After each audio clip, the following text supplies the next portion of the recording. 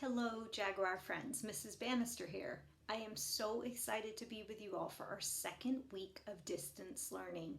I know this is so different than what most of us are used to, but we, as the teachers and the adults in the building, recognize what a great job you all are doing of being flexible, being persistent, and being patient with each other and with teachers as we learn how to do this also. This week, we are going to spend some time starting our social emotional lessons. Last week you got to know me a little bit. You got to see my family and my animals and where I grew up and where I learned to be a school counselor. I've been a counselor for a very long time, actually, close to 17 years. This is my first year with you all though, and I am so excited to be here. So I'm learning too. So we're all learning at Jaguar. This week, I'd like you to visit my website. I'm going to show you my website right now.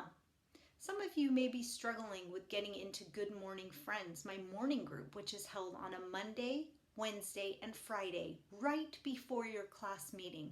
Please join me, folks. I'm lonely in there. I know that I posted the wrong Zoom link, and that's me learning how to do this as an online counselor. This week, it is perfect. So please join me when you can. It's only from 8 to 8:15, and every morning I have a small little thing for you to think about as you go through your day as a second and third grade friends. It's wonderful to be with you today. Today begins our first of many social emotional lessons. In your Seesaw classroom, it might be labeled as counseling.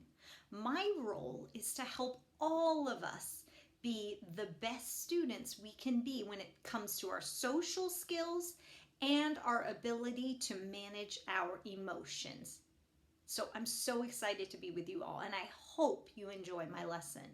Today, we're going to start at the base, like the foundation of social skills. And this skill is listening. Yes, you heard me correct. Listening. All of us need to work on our listening skills. In fact, I'm an adult and I am still working on my listening skills. So as a teacher, as a counselor, as a student, we all have a job in being good listeners. Today, I would like to share with you one of my favorite tools that I like to use as a counselor to teach listening. I'm going to place a famous painting in the screen of our video. Do you see it there? That is a painting you might recognize. If you recognize the name of that painting, can you tell me now? Yes, if you said the Mona Lisa by Leonardo da Vinci, double thumbs up to you. You are correct. In fact, the Mona Lisa is said to be the most recognizable painting in the entire world. It's a famous painting for many, many reasons. The reason I like the Mona Lisa is because, to me, Mona Lisa does a great job of showing good listening skills. And I'm going to tell you why. There's 3 reasons why. The first reason is Mona Lisa has listening eyes. Now, if you look closely at our Mona Lisa, you will see her eyes are on the speaker. Yes, her eyes are on the speaker. This can be particularly challenging during Zoom meetings, can't it? Oh, with all those boxes and all of our friends' faces, I find it hard sometimes to keep my eyes on the speaker. But we can do it if we work together. So, during our Zoom meetings and when we're back in the building learning as Jaguars at our school, we can work at looking more like Mona Lisa. Her eyes are on the speaker.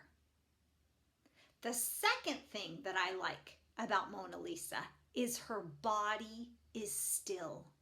Do you notice how calm she is? Wow, her body is so still, okay? I like that about Mona Lisa because sometimes, especially when we've been sitting so long, right, not having as many recess breaks or movement, our bodies might feel like they have a need to move. So we're going to talk a little bit later about what you can do about that. But for now, when you're in a time during class where you need to be a great listener, remembering what a calm body Mona Lisa had might be a good reminder for you. I know she helps me when I'm in meetings.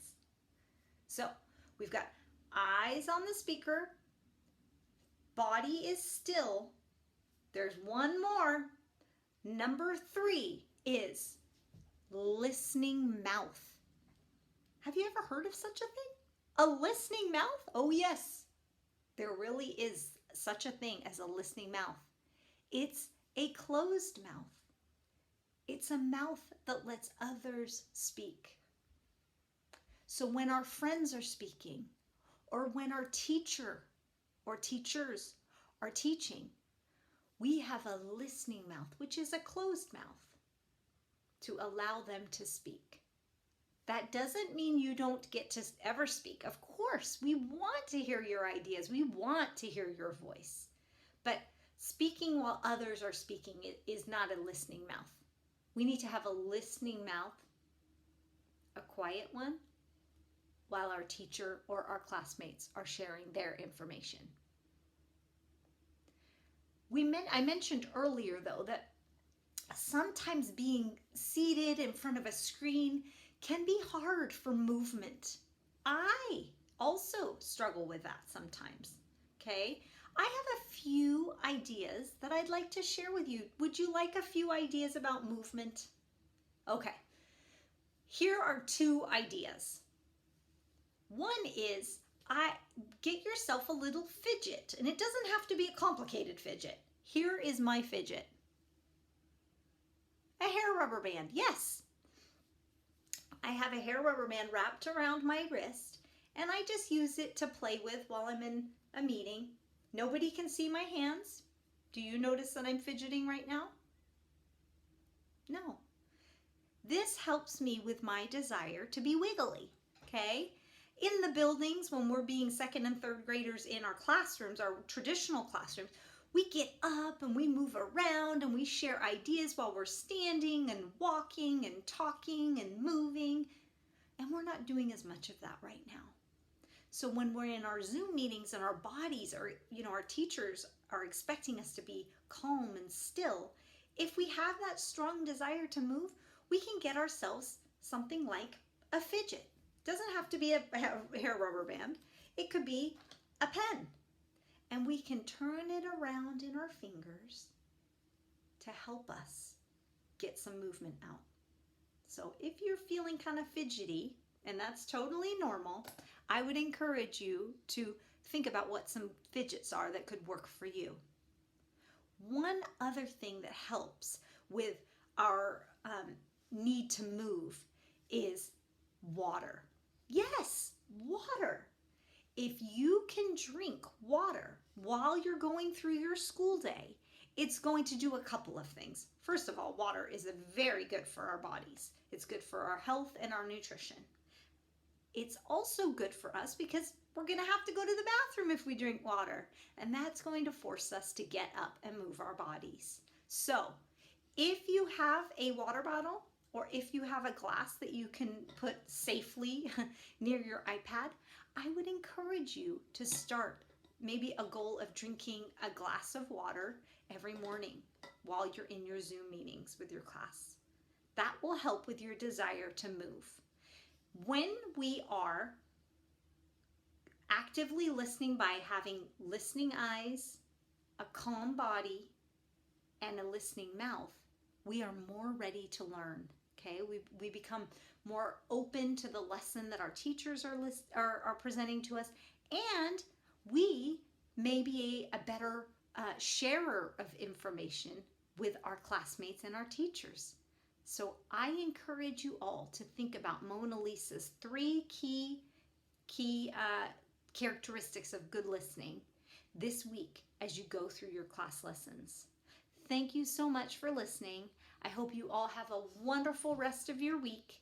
And don't forget your fidgets if you need them, and drinking some water. You all have a great day now. Bye.